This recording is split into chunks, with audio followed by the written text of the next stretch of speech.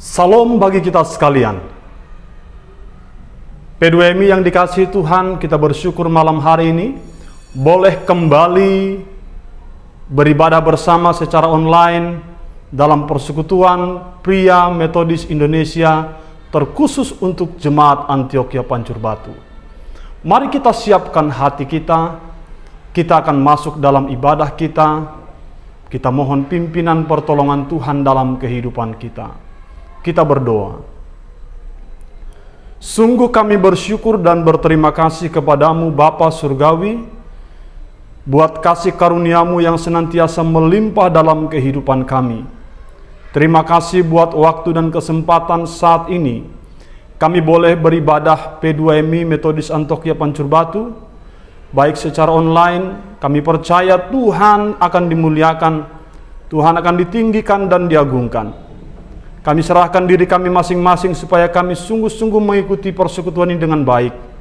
Izinkan kami merasakan lawatan-Mu, kehadiran-Mu dalam pujian kami, bahkan terlebih dalam firman Tuhan yang akan kami dengarkan. Terpujilah Dikau Bapa dalam surga. Di dalam nama Tuhan kami Yesus Kristus kami berdoa. Amin. Saudara-saudara, mari kita naikkan pujian kita kepada Tuhan, kita tinggikan Allah kita agungkan Dia dalam pujian kita bersama-sama.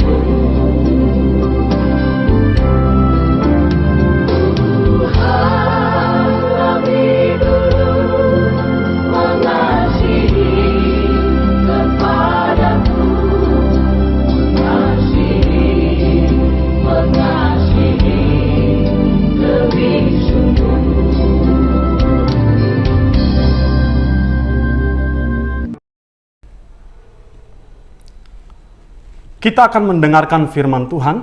Mari kita bersatu dalam doa. Bapa dalam surga, kami bersyukur kami boleh beribadah, memuji, memuliakan Allah dalam persekutuan P2MI malam hari ini. Dan saat ini kami mau dengar firman-Mu diberitakan. Ajarlah kami untuk mengerti, tolonglah kami untuk dapat melakukan kebenaran-Mu. Berfirmanlah Tuhan kepada kami, di dalam nama Yesus kami berdoa. Amin. Salam bagi kita sekalian. P2MI yang dikasihi Tuhan, renungan bagi kita malam hari ini tertulis di dalam Filemon ayat 8 sampai ayat 11. Filemon ayat 8 sampai ayat 11, beginilah firman Tuhan. Karena itu sekalipun di dalam Kristus aku mempunyai kebebasan penuh untuk memerintahkan kepadamu apa yang harus engkau lakukan. Tetapi mengingat kasih-Mu itu, lebih baik aku memintanya daripadamu, aku Paulus yang sudah menjadi tua, lagi pula sekarang dipenjarakan karena Kristus Yesus. mengajukan permintaan kepadamu mengenai anakku yang kudapat selagi aku dalam penjara, yakni Onesimus. Dahulu memang dia tidak berguna bagimu, tetapi sekarang sangat berguna, baik bagimu maupun bagiku. Sampai sedemikian jauh pembacaan firman Tuhan malam hari ini. Saudara-saudara yang dikasihi oleh Tuhan, tema renungan kita malam ini adalah memulihkan hubungan yang retak. Memulihkan hubungan yang retak atau yang rusak. Saudara-saudara yang terkasih dalam Tuhan Yesus Kristus, kira-kira apa yang kita rasakan ketika ada orang yang dekat dengan kita, orang yang sangat kita percaya, dan kita begitu baik kepadanya, justru orang itu mengkhianati kita, justru orang itu berlaku curang dan jahat kepada kita. Kira-kira apalah yang akan kita rasakan? Apa yang menjadi respon kita terhadap tindakan itu? Kemungkinan besar, secara logika dan manusia kita, sewajarnya lah kita marah, sewajarnya lah kita kecewa, sewajarnya lah kita sakit hati, dan ingin membalaskan apa yang ia lakukan kepada kita. Mungkin kita akan berkata, orang ini tidak tahu diri. Orang ini lupa akan pertolongan yang kita berikan. Bahkan banyak umpatan-umpatan yang lain bisa muncul menyikapi kondisi peristiwa seperti itu kalau itu diperhadapkan kepada kita. Bukan hal yang mudah menyikapi tindakan yang tidak sewajarnya, yang tidak seharusnya terjadi atas kita, tapi dilakukan orang kepada kita. Bukan hal yang gampang menerima yang tidak baik sementara kita memberikan yang baik.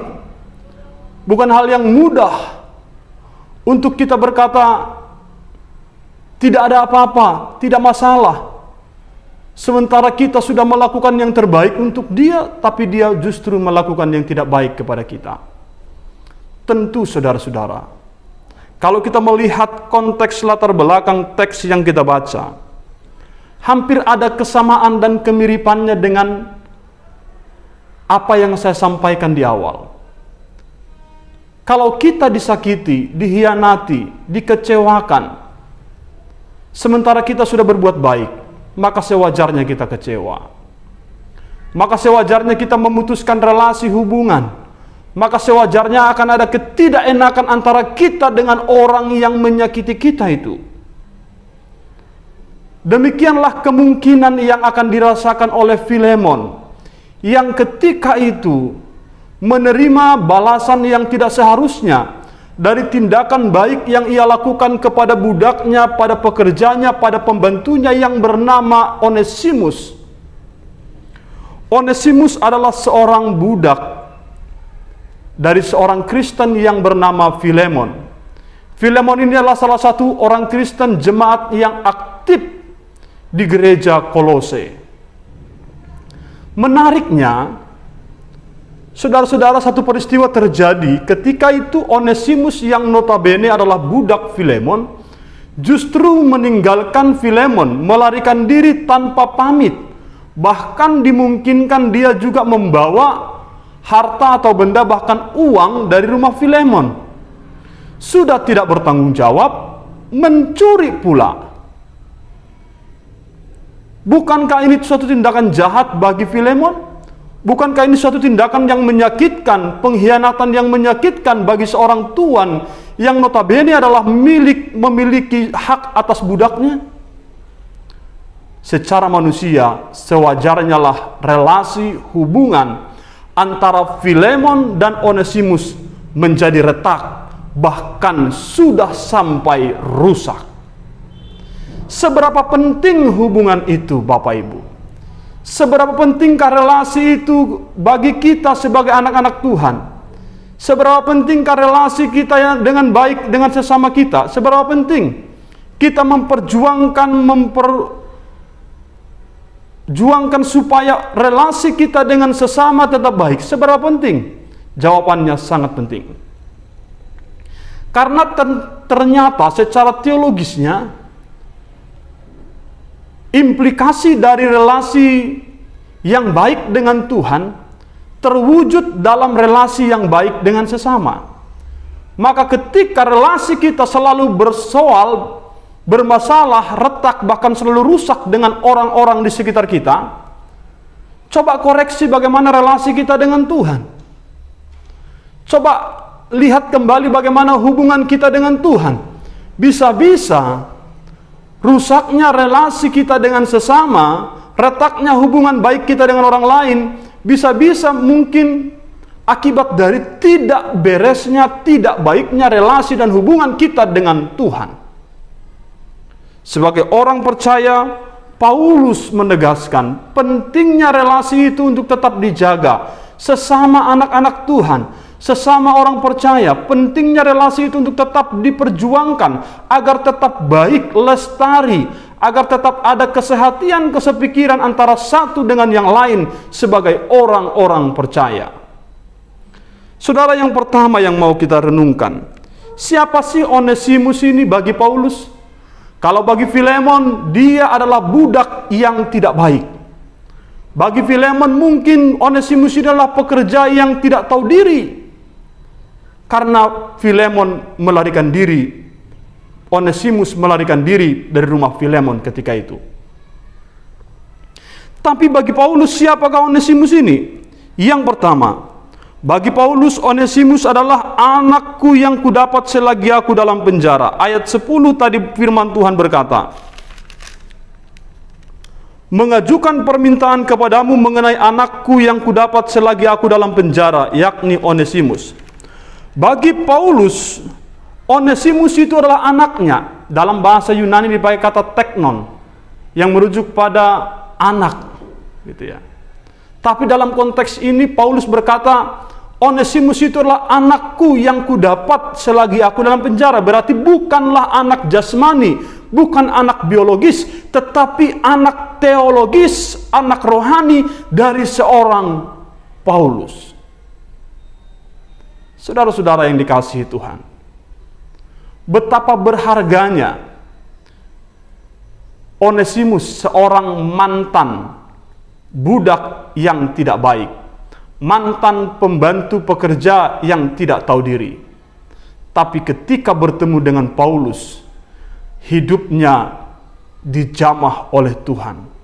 Ketika bertemu dengan Paulus, Injil dia dapatkan dan kehadiran Kristus mengubah kehidupannya. Paulus menyadari itu. Perubahan ajaib terjadi bagi Onesimus. Bukan ketika dia bertemu dengan Paulus, bukan ketika dia melarikan diri, tapi ketika dia bertemu dengan Kristus melalui pelayanan Paulus ketika itu. Maka ada pujian yang mengatakan, perubahan ajaib jadilah atasku sejak Yesus di hatiku. Perubahan ajaib itu terjadi sejak Yesus ada di hatiku. P2M yang dikasihi Tuhan, siapa yang menjadi anak kita sekarang? Adakah kita punya anak biologis tapi dia tidak menjadi anak teologis bagi kita? Akan sangat menyedihkan. Secara status mungkin kita punya anak biologis, tapi juga secara rohani kita tidak punya anak teologis. Akan sangat miris sekali, saudara-saudara. Secara status anak itu adalah anak kita, darah daging kita, tapi secara rohani dia bukan anak rohani kita, dia bukan anak teologis bagi kita. Alangkah mirisnya. Maka ketika kita diberi kesempatan untuk memiliki anak, jangan hanya terima anak itu sebagai anak biologis, tapi perjuangkan supaya dia juga menjadi anak teologis, anak rohani bagi kita dalam kehidupan ini. Paulus menempatkan Onesimus sebagai anak rohani bagi dirinya, sangat berharga, sangat bernilai. Dan untuk itulah ia mengutus Onesimus dengan membawa suratnya rekomendasi dari Paulus supaya Filemon kembali menerima dia, bukan sebagai budak yang harus dihukum, melainkan sebagai saudara seiman, keluarga kerajaan Allah yang disambut dengan tangan terbuka. Bayangkan kalau posisi kita pada posisi Filemon. Mungkin kita akan berpikir 3 kali untuk bisa menerima Onesimus. Tapi bayangkan juga bagaimana hati seorang Paulus yang memperjuangkan, merindukan, mengharapkan hubungan antara Onesimus dan Filemon kembali baik dan dipulihkan, memulai hubungan yang baru dalam Tuhan. Kalau selama ini hubungan mereka hanya antara budak dengan majikan, antara budak dengan tuan, Paulus rindu hubungan mereka sebagai saudara seiman, sebagai rekan kerja sepelayanan. Yang kedua, saudara-saudara, ayat 8-9, kita bisa menemukan bagaimana Paulus memperjuangkan perdamaian demi sebuah hubungan yang baik. Apa yang Paulus lakukan demi memperjuangkan, mendapatkan kembali, memulihkan kembali relasi yang sudah retak itu? Ayat 8 berkata, karena itu sekalipun di dalam Kristus aku mempunyai kebebasan untuk memerintahkan kepada kamu apa yang harus engkau lakukan, tapi mengingat kasihmu itu lebih baik aku memintanya daripadamu. Saudara, Paulus punya otoritas, punya hak untuk memerintahkan, untuk menyuruh Filemon supaya ia menerima kembali Onesimus. Paulus punya hak tanpa harus meminta pendapat Filemon, tanpa harus meminta saran Filemon. Paulus punya hak, punya kebebasan. Karena Paulus itu seorang rasul. Bahkan melalui Pauluslah Filemon mengenal siapa Kristus. Filemon mengalami kehadiran Kristus. Melalui pelayanan Pauluslah, maka Paulus punya hak atas dia sebagai pimpinan rohaninya, sebagai gembala bagi kehidupannya, sebagai gembala bagi dia dalam pelayanan. Paulus punya hak. Tapi demi memperjuangkan perdamaian, pemulihan relasi yang sudah retak, Paulus rela merendahkan hatinya, rela sampai memohon kepada Filemon. Dalam bahasa ayat 9 dikatakan memintanya kepadamu. Supaya apa? Supaya Filemon itu menerima Onesimus tidak dengan terpaksa. Paulus dengan penuh kerendahan hati, dengan kelembutan meminta, sekalipun dia punya hak dan otoritas. Tapi Paulus lebih memilih dengan rendah hati meminta kepada Filemon, memohonkannya kepada Filemon supaya ia menyambut dan menerima kembali Onesimus sebagai saudara seiman, sebagai hamba Tuhan, rekan kerja sepelayanan.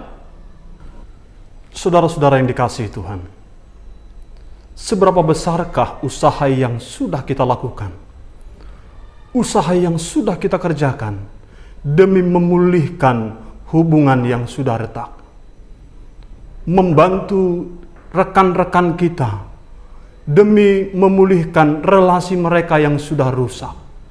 Seberapa besarkah yang sudah kita kerjakan? Yang ketiga, saudara-saudara yang dikasihi Tuhan, poin ketiga dalam teks ini dikatakan bagaimana Paulus meyakinkan Filemon bahwasanya Onesimus itu berguna bagi pelayanan. Saudara, kalau melihat orang lain, adakah engkau melihat mengkaitkan dia dengan masa lalunya, dengan latar belakangnya? Kalau melihat orang lain, siapa dia dulu atau siapa dia sekarang? Yang mana yang mau kita lihat? Yang mana mau kita pegang? Kalau melihat siapa dulu Onesimus, maka sewajarnya lah Filemon menolak dia. Kalau melihat siapa dulu Onesimus, maka seyogianya lah Filemon menghukum Onesimus.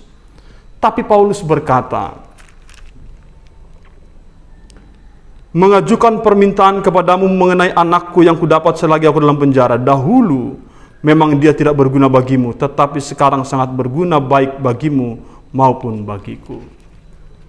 Paulus meyakinkan Filemon bahwasanya Onesimus bukan yang dulu lagi. Dulu Onesimus memang tidak berguna karena dia seorang budak yang tidak tahu diri, budak yang tidak bertanggung jawab. Dulu memang tidak berguna, tapi sekarang sudah berbeda. Sebab dulu Onesimus itu tidak mengenal siapa Tuhan Yesus. Sekarang Onesimus mengenal siapa Yesus. Paulus mengarahkan Filemon supaya memandang Onesimus dengan kondisinya yang sekarang, dengan memaafkan setiap perilaku dan kejahatan yang dilakukannya di masa lalu. Sebab sekarang Onesimus adalah ciptaan baru, bukan yang dulu. Maka mulailah relasi yang retak itu dengan pandangan yang baru, dengan perspektif terhadap orang lain, dengan perspektif yang baru. Hubungan itu penting, relasi itu penting. Kita tidak bisa hidup kalau seorang diri. Kita diciptakan Tuhan dengan berelasi dengan Tuhan dan berelasi dengan sesama. Kiranya Tuhan menolong kita. Mari pulihkan hubungan yang sudah retak. Jangan abaikan, jangan biarkan. Ingat kembali orang-orang di mana komunikasi kita, di mana relasi kita, hubungan kita dengan dia sudah tidak enak. Ingat kembali, doakan dan maafkan, terima kembali, pulihkan. Pengampunan, perdamaian, maaf, satu-satunya jalan untuk kita memulihkan relasi yang sudah retak. Mari kita berdoa. Bapa dalam surga, terima kasih buat firman-Mu malam hari ini. Kami bersyukur dan hamba-Mu berdoa, kiranya Tuhan menolong kami semua, memampukan kami untuk mengerti dan melakukan kebenaran-Mu. Sekiranya kami diingatkan akan relasi kami dengan orang lain yang sudah retak, Tuhan kami mohon pulihkanlah. Kami mohon juga Tuhan pakai kami juga mengambil bagian dalam memulihkan hubungan rekan kami dengan yang lain yang sudah retak, untuk menyembuhkan, untuk memperbaiki setiap hubungan yang rusak di antara satu dengan yang lain. Kami berdoa sebagaimana Tuhan mengharapkan perdamaian di antara kami, demikianlah juga kami mengharapkan perdamaian dengan sesama kami. Terima kasih Bapa Surgawi. Berakhirlah sudah kebaktian kami malam hari ini. Kami berdoa kiranya Tuhan memberkati kami semua. Dalam nama Yesus kami sudah berdoa. Amin. Mari kita mengucapkan doa yang diajarkan Tuhan Yesus, doa Bapa kami. Bapa kami yang di surga, dikuduskanlah namamu. Datanglah kerajaan-Mu. Jadilah kehendak-Mu di bumi seperti di surga. Berikanlah kami pada hari ini makanan kami yang secukupnya, dan ampunilah kami akan kesalahan kami, seperti kami juga mengampuni orang yang bersalah kepada kami. Dan janganlah membawa kami ke dalam pencobaan, tapi lepaskanlah kami daripada yang jahat, karena Engkaulah yang empunya kerajaan, dan kuasa, dan kemuliaan sampai selama-lamanya. Amin. Arahkanlah hatimu kepada Tuhan Allah dan terima berkat-Nya. Anugerah Tuhan kita Yesus Kristus, kasih setia dari Allah Bapa, dan persekutuan di dalam Roh Kudus kiranya memberkati, menyertai kita sekalian mulai malam ini hingga Maranatha. Amin. Shalom.